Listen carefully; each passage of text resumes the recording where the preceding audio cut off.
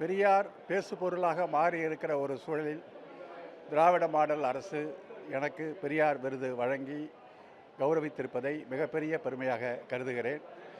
பெரியார் கருத்துகள் நாட்டிற்கு மிக மிக தேவையான கருத்துகளாக இருக்கிறது என்பதை சமகால சமூக அரசியல் சூழல்கள் வலியுறுத்தி கொண்டு இருக்கின்றன. இந்த பிரச்சனைகள் எல்லாம் பெரியாரியலை மேலும் மேலும் வலிமையாக கொண்டு செல்வதற்கான ஒரு வாய்ப்புகளை பெரியாரின் எதிரிகளே உருவாக்கி கொண்டு இருக்கிறார்கள். பெரியார் காலத்திலிருந்து பெரியார் கொள்கைகள் வேகமாக பரவியது அவருடைய எதிரிகளால் தான் என்று பெரியாரை திட்டவட்டமாக சொல்லியிருக்கிறார். எனவே இந்த ஒரு சூழ்நிலையில் இந்த அரசு விருதை வழங்கி கௌரவித்திருப்பதன் மூலம் பெரியாரியல் தொண்டை எங்களுக்கு மேலும் உற்சாகமாக செய்ய வேண்டும் என்று ஊக்கப்படுத்துகின்ற ஒரு விருதாகவே நாங்கள் கருதுகிறோம். குறிப்பாக தமிழக முதலமைச்சர் அவர்களுக்கு நாங்கள் நன்றியை தெரிவித்துக் கொள்கிறோம். இந்த விருதினுடைய நோக்கம் பெரியார் கொள்கைகளை வேகமாக கொண்டு செல்ல வேண்டும், பெரியாரியலுக்கு எதிராக வருகின்றவருடைய அந்த தவறான திசை திருப்பும் பிரச்சாரங்களை முறியடிக்க வேண்டும் என்ற ஒரு நிலையில் இவைகளெல்லாம் எங்களுக்கு உந்து சக்தியாக இருக்கிறது. பெரியாரியலை முன்னெடுப்பதற்கு நாங்கள் உறுதியேற்கிறோம். அண்ணல் அம்பேத்கர் பெயரிலான இந்த விருதை எனக்கு அளித்து சிறப்பித்த மாண்புமிகு தமிழ்நாடு முதலமைச்சர் அவர்களுக்கு என்னுடைய மனமார்ந்த நன்றியை தெரிவித்துக் கொள்கின்றேன். இந்த விருது எனக்கு தனிப்பட்ட முறையில் அளிக்கப்பட்ட விருது அல்ல. இது விடுதலை சிறுத்தைகள் கட்சிக்கு எங்களையெல்லாம் வழிநடத்துகிற தலைவர் எழுச்சி தமிழர் அவர்களுடைய ஒப்பற்ற தியாகத்துக்கு அளிக்கப்பட்ட அங்கீகாரமாகவே நாங்கள் கருதுகிறோம். இந்திய தேர்தல் ஆணையம் விடுதலை சிறுத்தைகள் கட்சியை மாநில கட்சியாக அங்கீகரித்திருக்கின்ற நேரத்தில் இந்த விருதை அளித்து எங்கள் கட்சியை நம்முடைய மாண்பு முதலமைச்சர் அவர்கள் அங்கீகரித்திருக்கின்றார். அவருக்கு எங்களுடைய மனமார்ந்த நன்றியை தெரிவித்துக் கொள்கின்றோம்.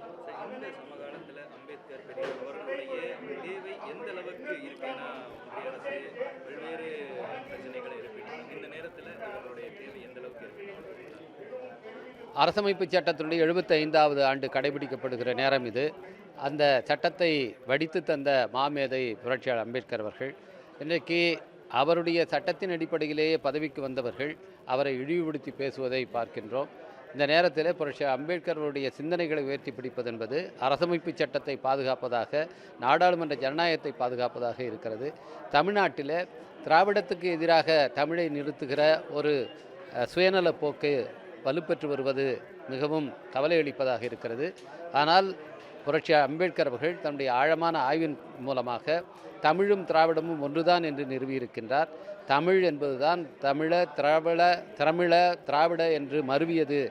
இந்தியா முழுவதும் பேசப்படுகிற மொழியாக தமிழ் இருந்தது. அதை பேசுகிற மக்களாக நாகர்கள் இருந்தார்கள். அவர்கள்தான் இந்தியா முழுவதும் ஆட்சி செய்தார்கள் என்று தன்னுடைய ஆய்வுகளின் அடிப்படையிலே நிறுவியவர் புரட்சியாளர் அம்பேத்கர் அவர்கள்.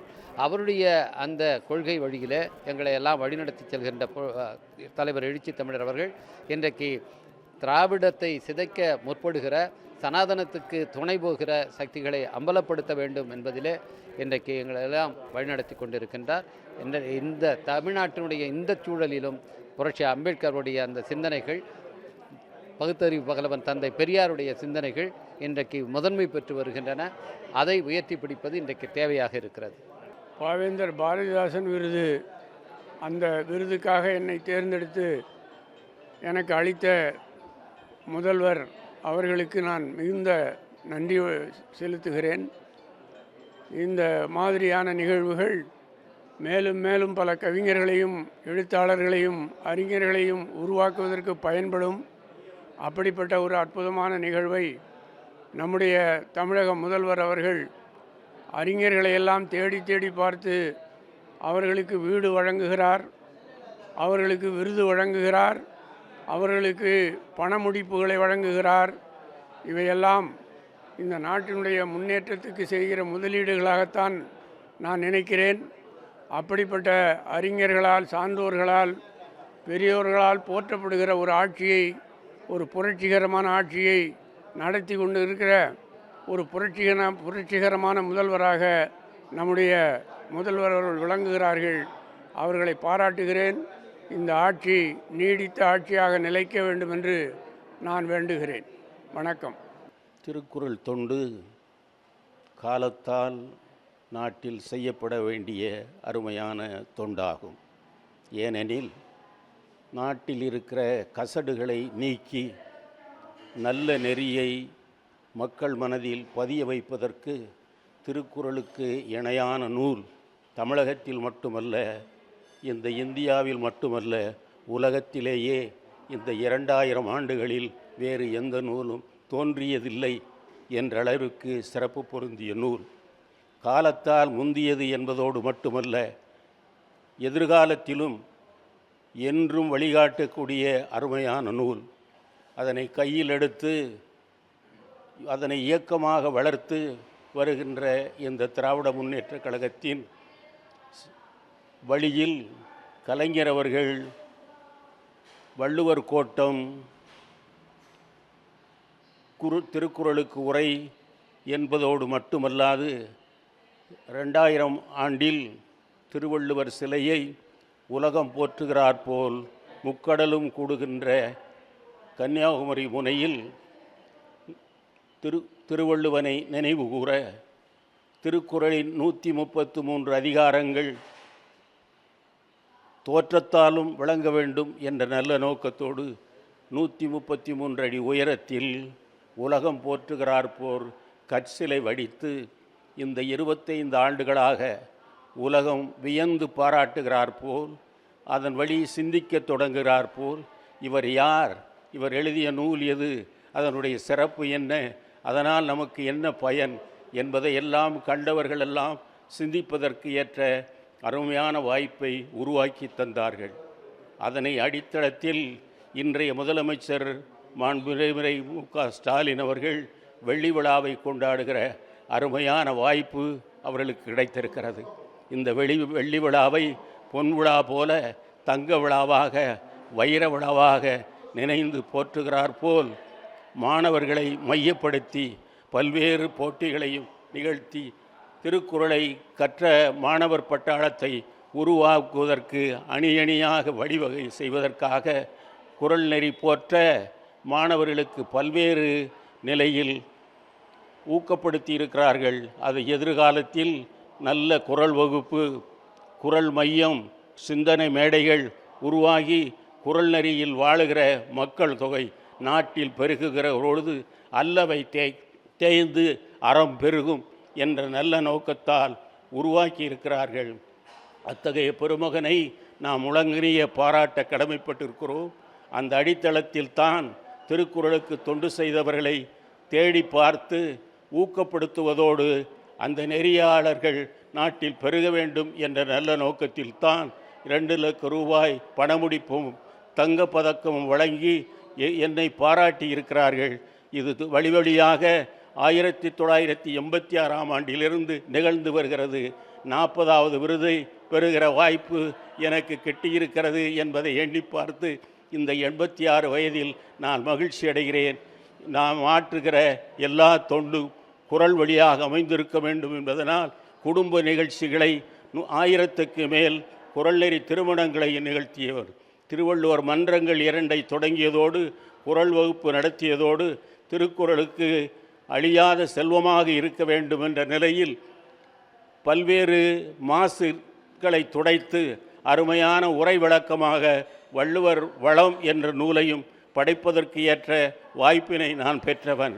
அந்த நிலையில் என் வாழ்வை வளப்படுத்திக் கொள்வதோடு மட்டுமல்லாது, நெறிப்படுத்திக் கொள்வதோடு மட்டுமல்லாது, குடும்பமும் அந்த நெறியில் வாழ்வதற்கு வழிவகை செய்ததோடு சார்ந்தவர்களும் அந்நெறியும் அதனோடு மாணவர் பட்டாளத்தை திருக்குறள் நெறிப்படி வாழ்வதற்கு ஏற்ற வழிவகை செய்வதற்குரிய வாய்ப்பை 40 ஆண்டுகள் பெற்றவன் என்ற மகிழ்ச்சியும் நிறைவும் எனக்கு உண்டு என்பதனையும் தெரிவித்து, இந்த வாய்ப்பில் எனக்கு பரிசு வழங்கி பாராட்டிய முதல்வர்களை பாராட்டி அது வழியாக இந்த நெறியாளர்கள் நாட்டில் பெருக வழிவகுக்கும் என்பதனையும் கூறி இந்த வாய்ப்புக்கு நன்றி கூறுகிறேன்.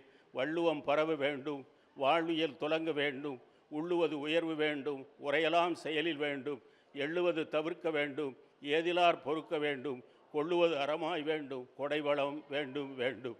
நன்றி. முதலமைச்சரின் திருக்கரங்களால் பாரதியார் விருது பெறுவதற்கு மிகுந்த மகிழ்ச்சி அடைகிறேன். என்னுடைய பள்ளி பருவத்திலிருந்து பாரதியாரை பின்தொடர்ந்தவன் நான்.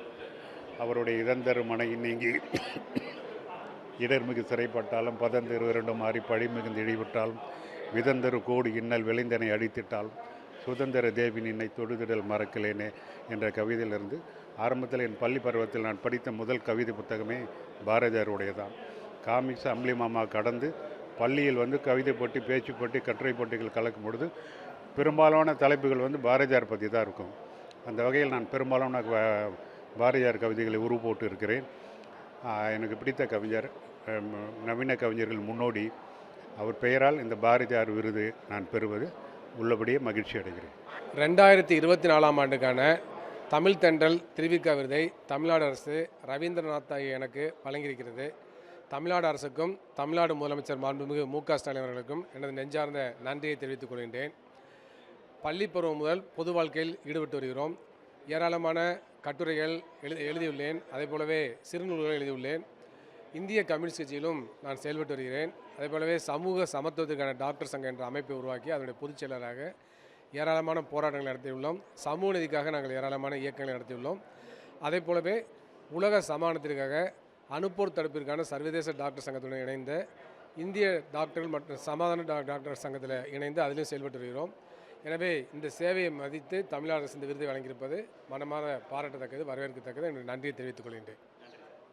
கலைஞர் காலம் தொட்டே எழுத்தாளர்கள் மீதும் சமூக பணியாளர்கள் மீதும் ஈரங்கசியும் இதய மென்மூளை அவருக்கு உண்டு. தொடர்ந்து அவருடைய பணிகளை முன்னெடுத்து வருகின்ற மாண்புமிகு முதல்வர் ஸ்டாலின் அவர்களும் அதனை தொடர்ந்து செயல்பாட்டுக்கு கொண்டு வருகின்றார். இந்த கொஞ்ச நாள் வரை எப்படி இருந்ததென்று சொன்னால், இந்த விருதுகள் விண்ணப்பித்து பெறுகின்ற முறையிலே இருந்தது. விண்ணப்பித்து பெறாமல் தேர்வு செய்து இதனை வழங்க வேண்டும், ஒரு சுயமரியாதை அரசு அதனை செயல்படுத்த வேண்டும் என்ற வேண்டுகோளை நான் முன்வைத்தேன்.